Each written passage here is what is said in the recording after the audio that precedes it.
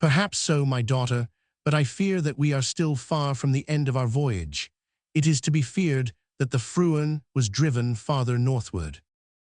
"That may be," added André Vasling, "for the squall which separated us from the Norwegian boat lasted 3 days, and in 3 days a ship makes good headway when it is no longer able to resist the wind." "Permit me to tell you, Monsieur Vasling," replied Penellan, "that was in April, that the thaw had not then begun, and that therefore the Fruin must have been soon arrested by the ice." "And no doubt dashed into 1,000 pieces," said the mate, "as her crew could not manage her." "But these ice fields," returned Penellan, "gave her an easy means of reaching land, from which she could not have been far distant." "Let us hope so," said Jean Cornbutt, interrupting the discussion, which was daily renewed between the mate and the helmsman. "I think we shall see land before long." "There it is," cried Marie. "See those mountains." "No, my child," replied her uncle. "Those are mountains of ice, the first we have met with. They would shatter us like glass if we got entangled between them." Penellan and Vasling overlooked the men. These floating masses, more than 50 of which now appeared at the horizon, came nearer and nearer to the brig. Penellan took the helm, and Jean Cornbutt, mounted on the gallant, indicated the route to take. Towards evening the brig was entirely surrounded by these moving rocks, the crushing force of which is irresistible. It was necessary, then, to cross this fleet of mountains, for prudence prompted them to keep straight ahead. Another difficulty was added to these perils. The direction of the ship could not be accurately determined, as all the surrounding points constantly changed position and thus failed to afford a fixed perspective. The darkness soon increased with the fog. Marie descended to her cabin, and the whole crew, by the captain's orders, remained on deck. They were armed with long boat poles with iron spikes to preserve the ship from collision with the ice. The ship soon entered a strait so narrow that often the ends of her yards were grazed by the drifting mountains, and her booms seemed about to be driven in.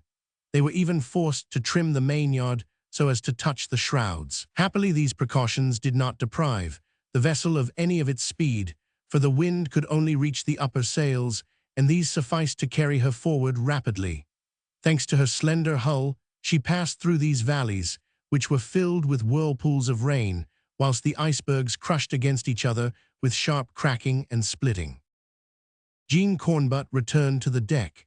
His eyes could not penetrate the surrounding darkness. It became necessary to furl the upper sails, for the ship threatened to ground, and if she did so, she was lost. "Cursed voyage," growled André Vasling among the sailors, who, forward, were avoiding the most menacing ice blocks with their boat hooks. "Truly, if we escape, we shall owe a fine candle to Our Lady of the Ice," replied Opic.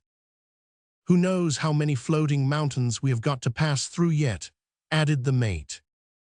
"And who can guess what we shall find beyond them," replied the sailor.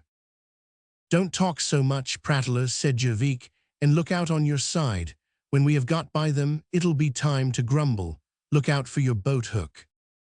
At this moment, an enormous block of ice, in the narrow strait through which the brig was passing, came rapidly down upon her, and it seemed impossible to avoid it, for it barred the whole width of the channel, and the brig could not heave to. "Do you feel the tiller?" asked Cornbutt of Penellan. "No, Captain, the ship does not answer the helm any longer." "Oh, boys," cried the captain to the crew, "don't be afraid, and buttress your hooks against the gunwale." The block was nearly 60 feet high, and if it threw itself upon the brig, she would be crushed. There was an undefinable moment of suspense, and the crew retreated backward, abandoning their posts despite the captain's orders. But at the instant, when the block was not more than half a cable's length from the June Hardy, a dull sound was heard, and a veritable waterspout fell upon the bow of the vessel, which then rose on the back of an enormous billow.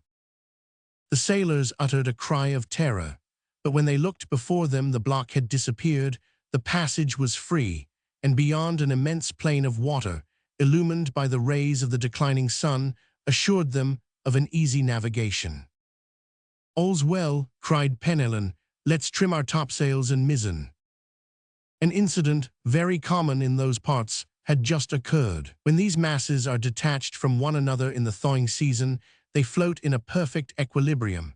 But on reaching the ocean, where the water is relatively warmer, they are speedily undermined at the base, which melts little by little, and which is also shaken by the shock of other ice masses. A moment comes when the center of gravity of these masses is displaced, and then they are completely overturned. Only, if this block had turned over 2 minutes later, it would have fallen on the brig and carried her down in its fall. Chapter 5. Liverpool Island. The brig now sailed in a sea which was almost entirely open. At the horizon only, a whitish light, this time motionless, indicated the presence of fixed plains of ice. Jean Cornbutt now directed the June Hardy towards Cape Brewster. They were already approaching the regions where the temperature is excessively cold, for the sun's rays, owing to their obliquity when they reach them, are very feeble. On the 3rd of August, the brig confronted immovable and united ice masses. The passages were seldom more than a cable's length in width, and the ship was forced to make many turnings, which sometimes placed her heading the wind. Penelon watched over Marie with paternal care, and, despite the cold, prevailed upon her to spend 2 or 3 hours every day on deck, for exercise had become one of the indispensable conditions of health. Marie's courage did not falter. She even comforted the sailors with her cheerful talk, and all of them became warmly attached to her. André Vasling showed himself more attentive than ever, and seized every occasion to be in her company, but the young girl, with a sort of presentiment, accepted his services with some coldness. It may be easily conjectured that André's conversation referred more to the future than to the present, and that he did not conceal the slight probability there was of saving the castaways. He was convinced that they were lost, and the young girl ought thenceforth to confide her existence to someone else.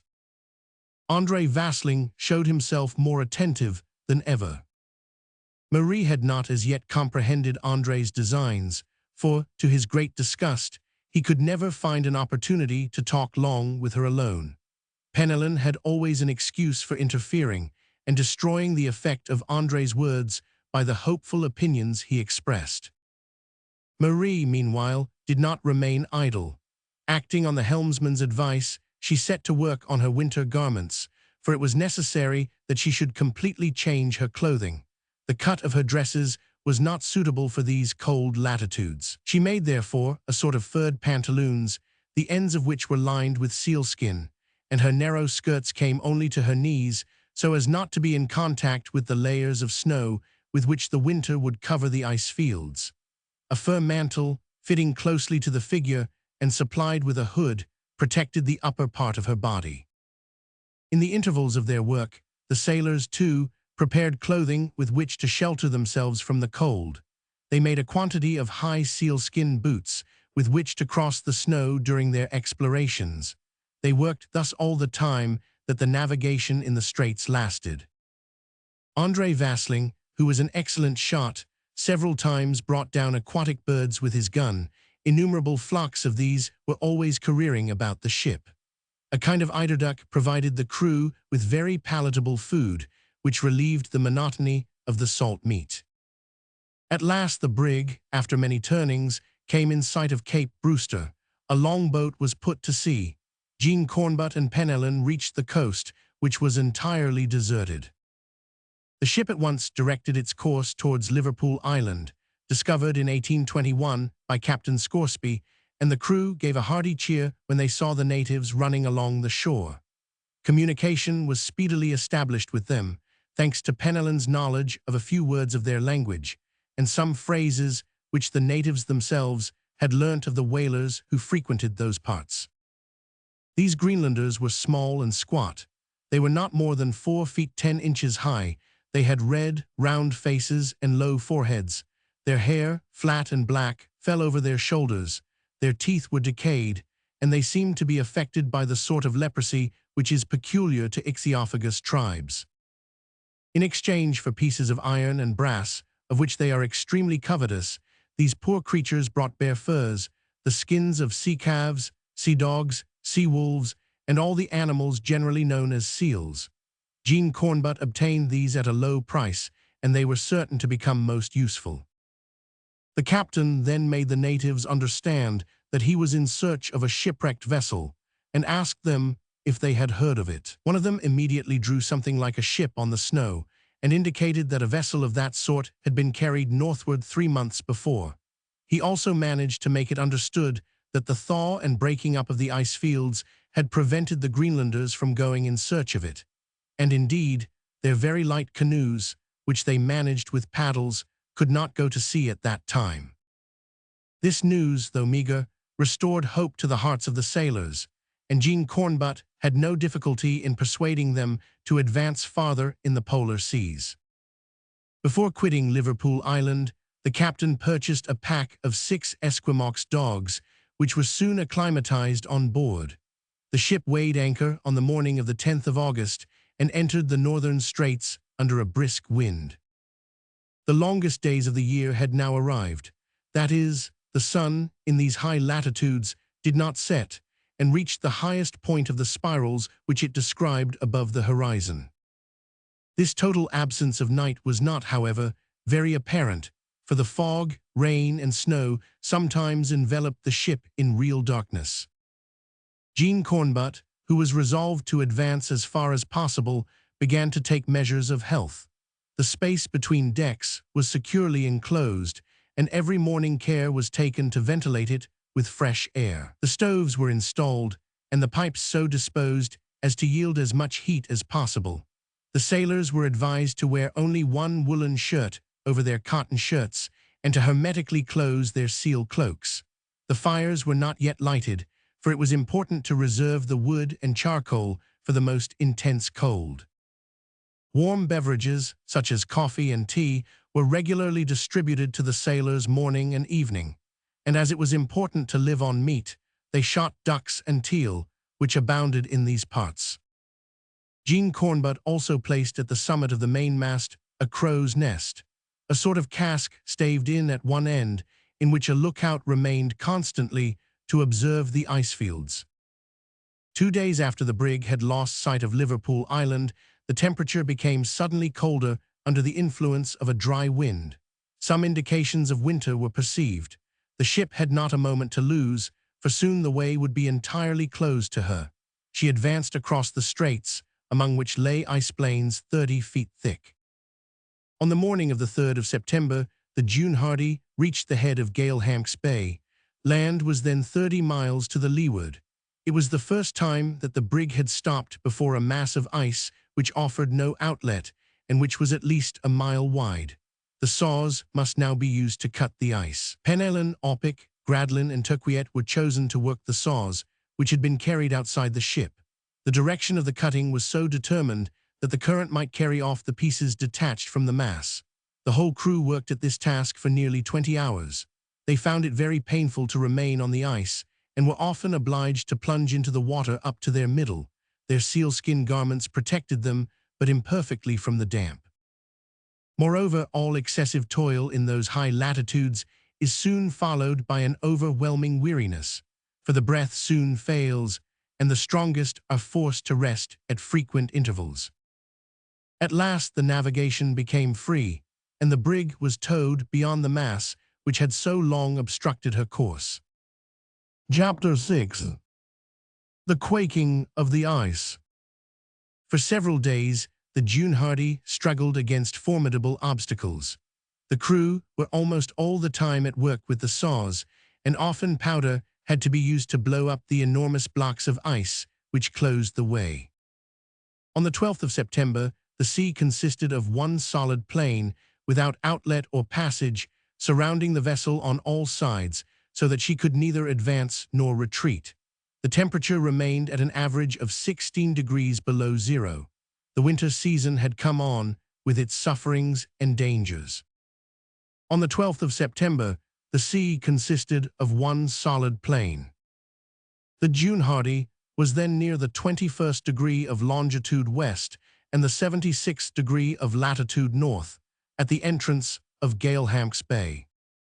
Jean Cornbutt made his preliminary preparations for wintering. He first searched for a creek whose position would shelter the ship from the wind and breaking up of the ice. Land, which was probably 30 miles west, could alone offer him secure shelter, and he resolved to attempt to reach it. He set out on the 12th of September, accompanied by André Vasling, Penelon, and the two sailors Gradlin and Turquiet. Each man carried provisions for 2 days, for it was not likely that their expedition would occupy a longer time, and they were supplied with skins on which to sleep. Snow had fallen in great abundance and was not yet frozen over, and this delayed them seriously. They often sank to their waists and could only advance very cautiously for fear of falling into crevices. Penelon, who walked in front, carefully sounded each depression with his iron-pointed staff. About 5 in the evening, the fog began to thicken, and the little band were forced to stop. Penelon looked about for an iceberg which might shelter them from the wind, and after refreshing themselves, with regrets that they had no warm drink, they spread their skins on the snow, wrapped themselves up, lay close to each other, and soon dropped asleep from sheer fatigue. The next morning Jean Cornbutt and his companions were buried beneath a bed of snow more than a foot deep. Happily their skins, perfectly impermeable, had preserved them, and the snow itself had aided in retaining their heat, which it prevented from escaping. The captain gave the signal of departure, and about noon they at last descried the coast, which at first they could scarcely distinguish. High ledges of ice, cut perpendicularly, rose on the shore. Their variegated summits, of all forms and shapes, reproduced on a large scale the phenomena of crystallization. Myriads of aquatic fowl flew about at the approach of the party, and the seals, lazily lying on the ice, plunged hurriedly into the depths. "I faith," said Penelon, "we shall not want for either furs or game." "Those animals," returned Cornbutt, "give every evidence of having been already visited by men, for in places totally uninhabited they would not be so wild." "None but Greenlanders frequent these parts," said André Vasling. "I see no trace of their passage, however, neither any encampment nor the smallest hut," said Penelon, who had climbed up a high peak. "O Captain," he continued, "come here, I see a point of land which will shelter us splendidly from the northeast wind." "Come along, boys," said Jean Cornbutt. His companions followed him, and they soon rejoined Penelon. The sailor had said what was true. An elevated point of land jutted out like a promontory, and curving towards the coast, formed a little inlet of a mile in width at most. Some moving ice blocks, broken by this point, floated in the midst, and the sea, sheltered from the colder winds, was not yet entirely frozen over. This was an excellent spot for wintering, and it only remained to get the ship thither. Jean Cornbutt remarked that the neighboring ice field was very thick, and it seemed very difficult to cut a canal to bring the brig to its destination. Some other creek, then, must be found. It was in vain that he explored northward. The coast remained steep and abrupt for a long distance, and beyond the point, it was directly exposed to the attacks of the east wind.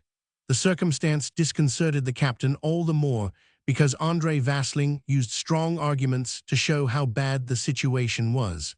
Penelon, in this dilemma, found it difficult to convince himself that all was for the best. But one chance remained, to seek a shelter on the southern side of the coast.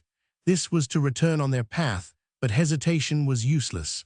The little band returned rapidly in the direction of the ship, as their provisions had begun to run short.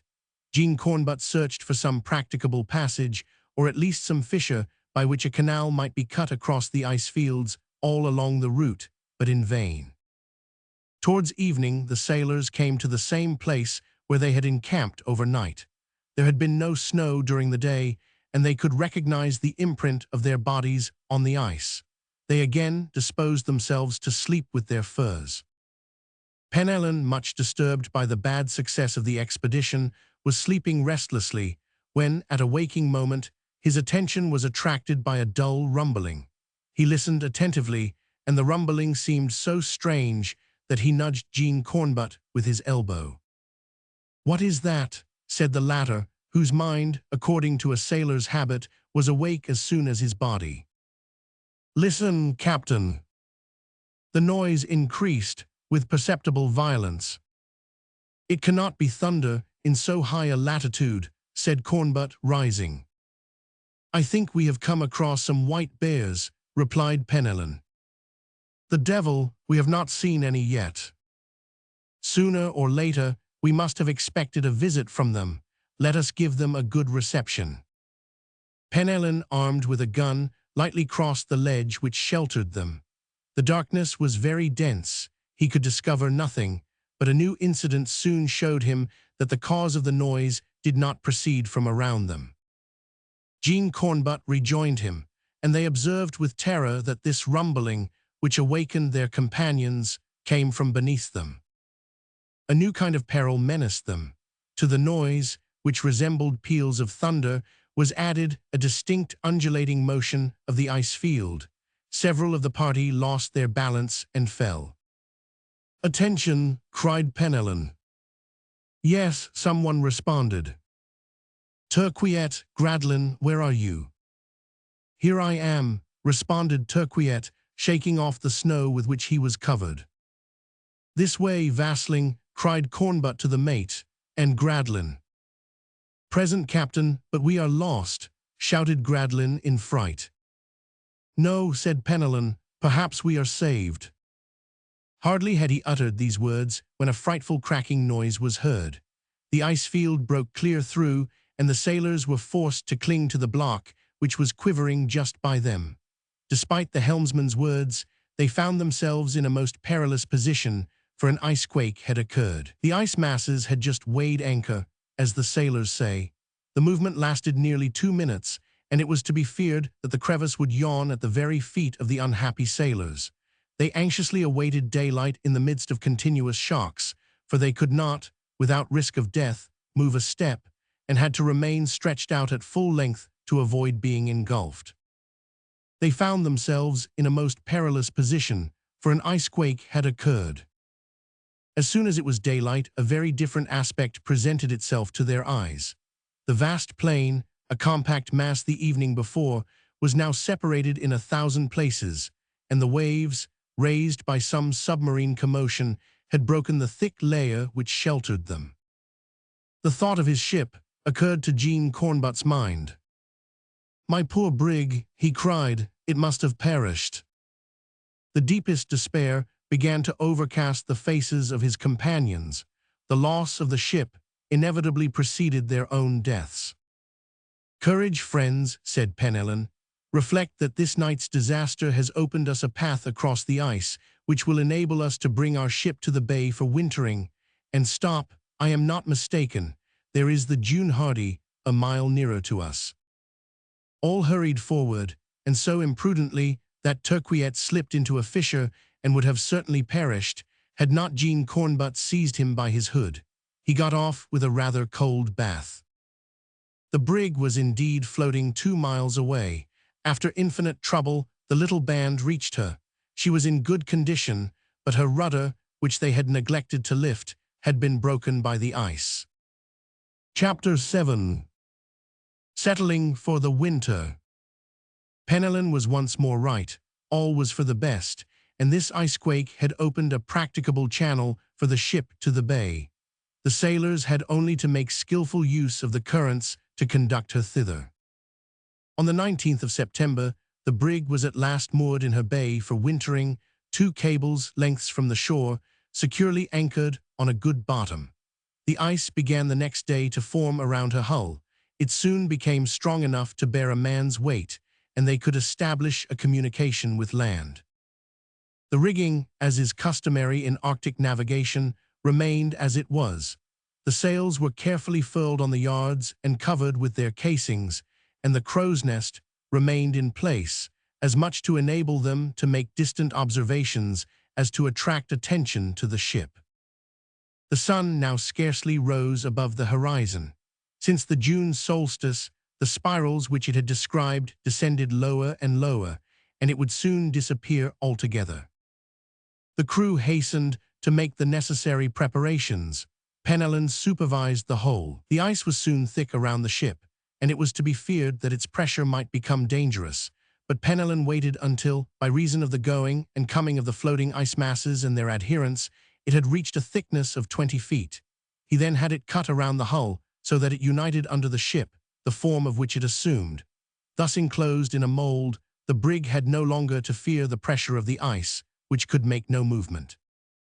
The sailors then elevated along the whales, to the height of the nettings, a snow wall 5 or 6 feet thick, which soon froze as hard as a rock.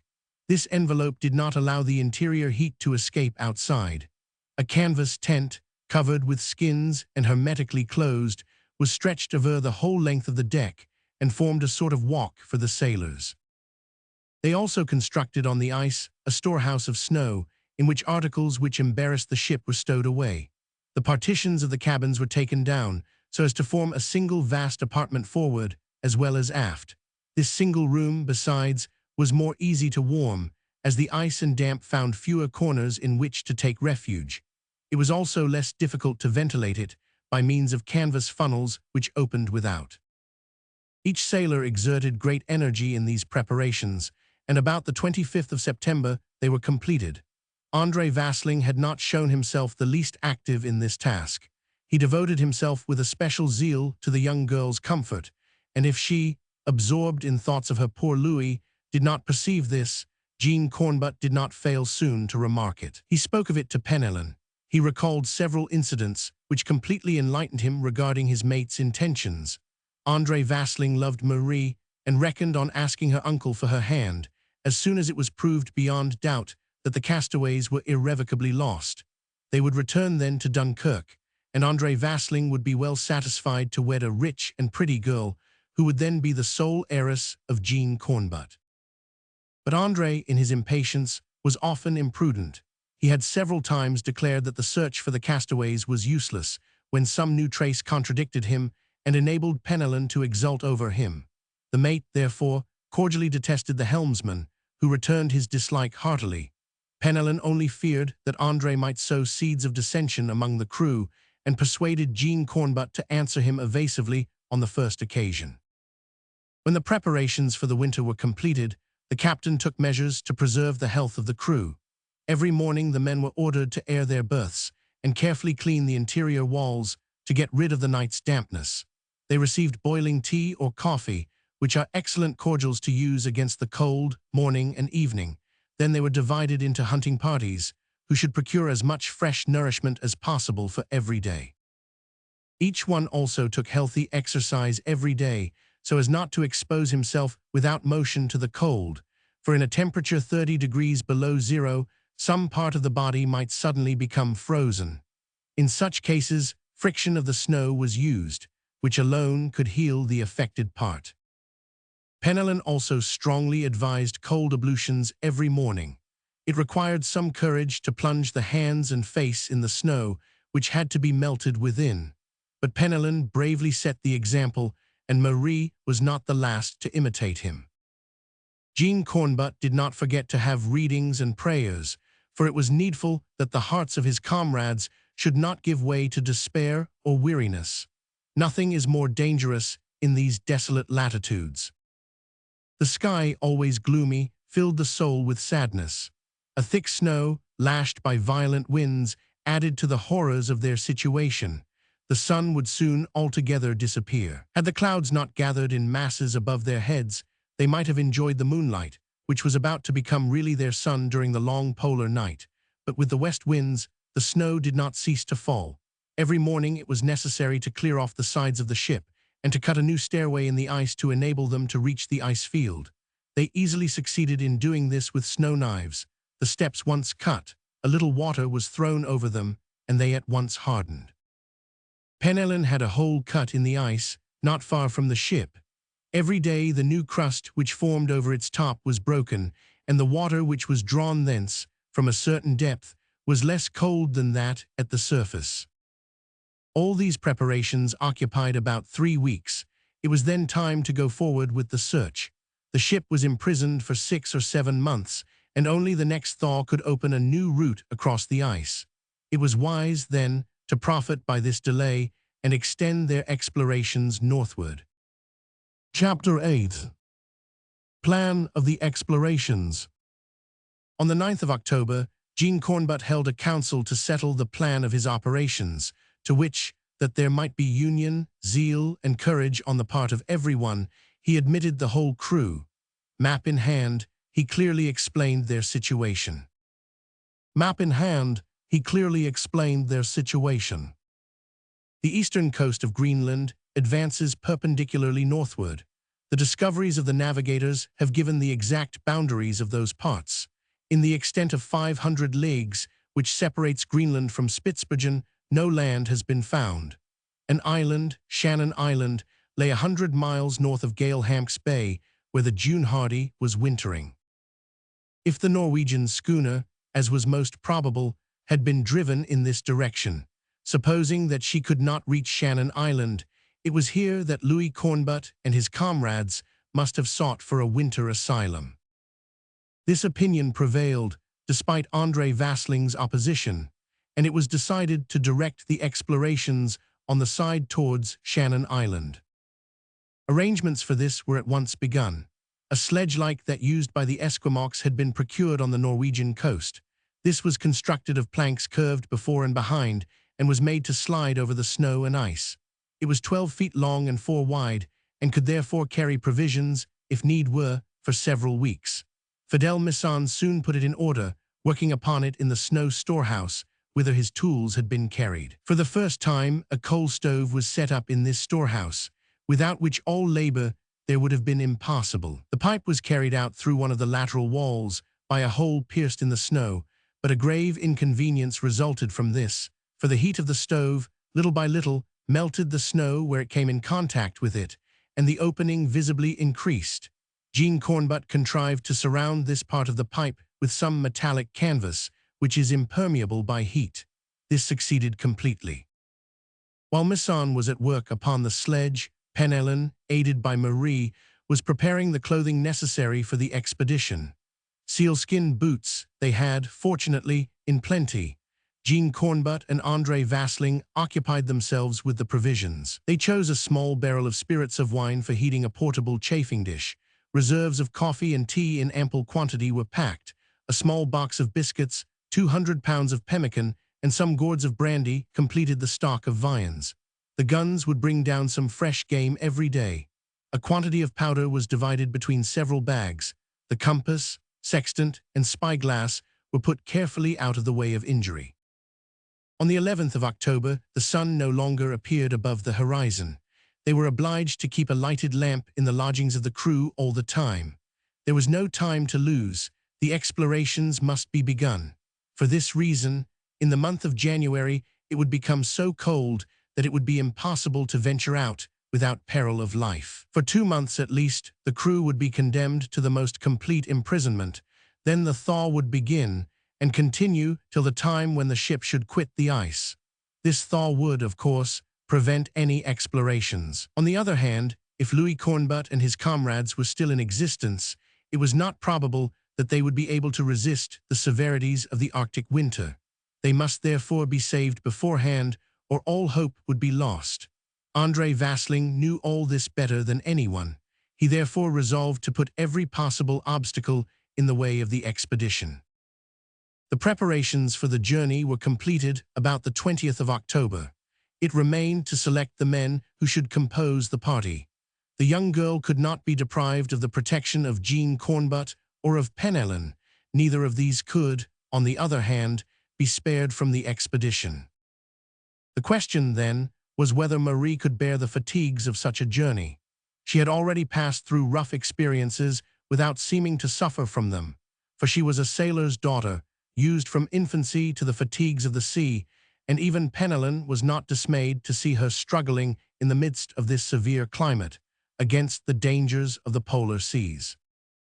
It was decided, therefore, after a long discussion, that she should go with them, and that a place should be reserved for her, at need, on the sledge, on which a little wooden hut was constructed, closed in hermetically. As for Marie, she was delighted, for she dreaded to be left alone without her 2 protectors. The expedition was thus formed. Marie, Jean Cornbutt, Penellan, André Vasling, Opic, and Fidel Misson were to go. Alain Turquiet remained in charge of the brig, and Jervik and Gradlin stayed behind with him. New provisions of all kinds were carried. For Jean Cornbutt, in order to carry the exploration as far as possible, had resolved to establish depots along the route at each 7 or 8 days' march. When the sledge was ready, it was at once fitted up and covered with a skin tent. The whole weighed some 700 pounds, which a pack of 5 dogs might easily carry over the ice. On the 22nd of October, as the captain had foretold, a sudden change took place in the temperature. The sky cleared, the stars emitted an extraordinary light, and the moon shone above the horizon, no longer to leave the heavens for a fortnight. The thermometer descended to 25 degrees below zero. The departure was fixed for the following day. Chapter 9. The House of Snow. On the 23rd of October, at 11 in the morning, in a fine moonlight, the caravan set out. Precautions were this time taken that the journey might be a long one, if necessary. Jean Cornbutt followed the coast and ascended northward. The steps of the travelers made no impression on the hard ice. Jean was forced to guide himself by points which he selected at a distance. Sometimes he fixed upon a hill bristling with peaks, sometimes on a vast iceberg which pressure had raised above the plain. The caravan set out. At the first halt, after going 15 miles, Penellan prepared to encamp. The tent was erected against an ice block. Marie had not suffered seriously with the extreme cold, for luckily the breeze had subsided and was much more bearable, but the young girl had several times been obliged to descend from her sledge to avert numbness from impeding the circulation of her blood. Otherwise, her little hut, hung with skins, afforded her all the comfort possible under the circumstances. When night, or rather sleeping time, came, the little hut was carried under the tent, where it served as a bedroom for Marie. The evening repast was composed of fresh meat, pemmican, and hot tea. Jean Cornbutt, to avert danger of the scurvy, distributed to each of the party a few drops of lemon juice. Then all slept under God's protection. After 8 hours of repose, they got ready to resume their march. A substantial breakfast was provided to the men and the dogs, then they set out. The ice, exceedingly compact, enabled these animals to draw the sledge easily. The party sometimes found it difficult to keep up with them. But the sailors soon began to suffer one discomfort, that of being dazzled.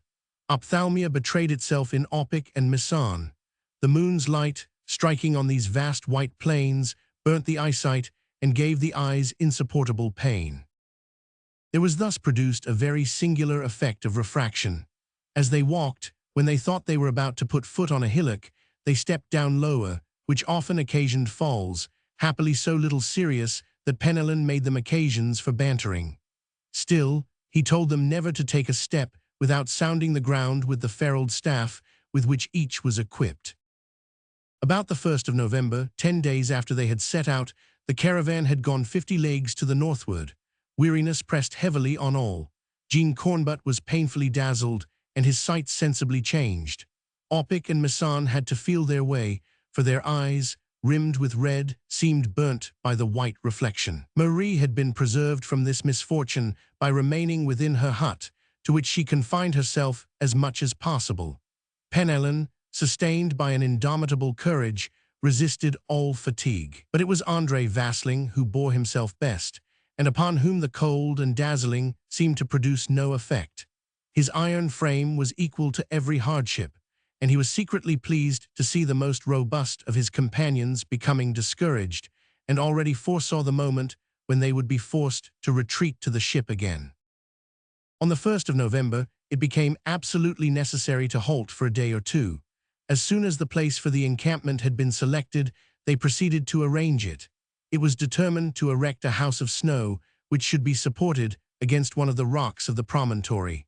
Misson at once marked out the foundations, which measured 15 feet long by 5 wide. Penellan, Opic, and Misson, by aid of their knives, cut out great blocks of ice, which they carried to the chosen spot and set up, as masons would have built stone walls. The sides of the foundation were soon raised to a height and thickness of about 5 feet, for the materials were abundant, and the structure was intended to be sufficiently solid to last several days.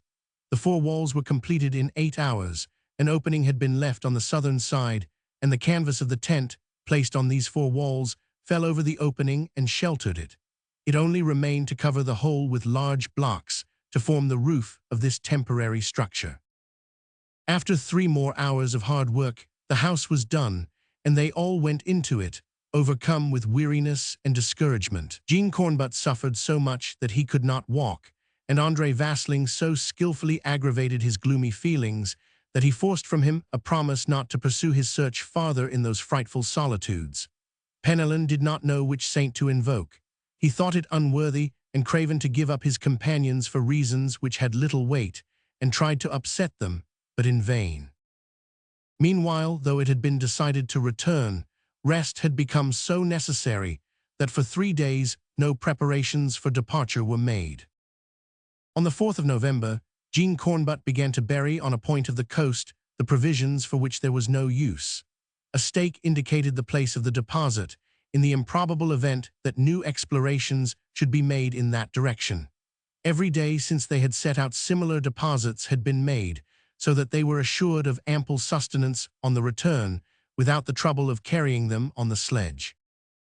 The departure was fixed for 10 in the morning on the 5th. The most profound sadness filled the little band. Marie with difficulty restrained her tears when she saw her uncle so completely discouraged. So many useless sufferings, so much labor lost.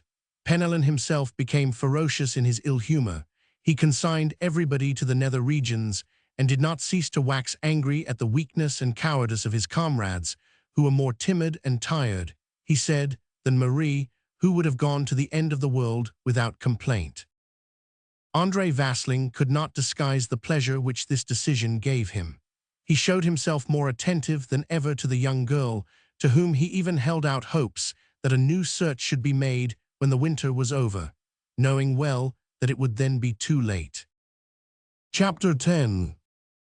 Buried alive.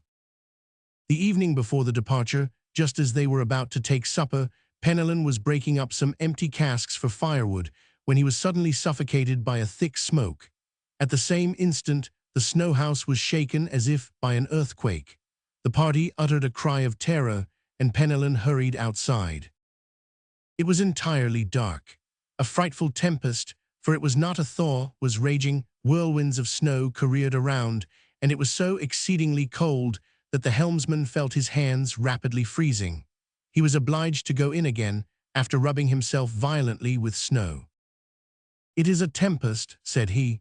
"May heaven grant that our house may withstand it, for if the storm should destroy it, we should be lost." At the same time, with the gusts of wind, a noise was heard beneath the frozen soil. Icebergs, broken from the promontory, dashed away noisily and fell upon one another. The wind blew with such violence that it seemed sometimes as if the whole house moved from its foundation. Phosphorescent lights, inexplicable in that latitude, flashed across the whirlwinds of the snow. "Marie, Marie," cried Penelon, seizing the young girl's hands. "We are in a bad case," said Masson. "And I know not whether we shall escape," replied Opic. "Let us quit this snow house," said André Vasling. "Impossible," returned Penelon. "The cold outside is terrible. Perhaps we can bear it by staying here." "Give me the thermometer," demanded Vasling. Opic handed it to him. It showed 10 degrees below zero inside the house, though the fire was lighted. Vasling raised the canvas which covered the opening and pushed it aside hastily, for he would have been lacerated by the fall of ice which the wind hurled around, and which fell in a perfect hailstorm. "Well, Vasling," said Penelon, "will you go out then? You see that we are more safe here." "Yes," said Jean Cornbutt, "and we must use every effort to strengthen the house in the interior." "But a still more terrible danger menaces us," said Vasling. "What?" asked Jean. "The wind is breaking the ice against which we are propped, just as it has that of the promontory, and we shall be either driven out or buried." "That seems doubtful," said Penelon, "for it is freezing hard enough to ice over all liquid surfaces. Let us see what the temperature is." He raised the canvas so as to pass out his arm, and with difficulty found the thermometer again in the midst of the snow. But he at last succeeded in seizing it, and holding the lamp to it, said, 32 degrees below zero, It is the coldest we have seen here yet. 32 degrees below zero. 10 degrees more, said Vasling, and the mercury will freeze. A mournful silence followed this remark. About 8 in the morning, Penelon essayed a second time to go out to judge of their situation. It was necessary to give an escape to the smoke, which the wind had several times repelled into the hut. The sailor wrapped his cloak tightly about him, made sure of his hood by fastening it to his head with a handkerchief, and raised the canvas. The opening was entirely obstructed by a resisting snow. Penelon took his staff and succeeded in plunging it into the compact mass, but terror froze his blood when he perceived that the end of the staff was not free and was checked by a hard body. "Cornbutt," said he to the captain, who had come up to him, "we are buried under this snow." "What say you?" cried Jean Cornbutt.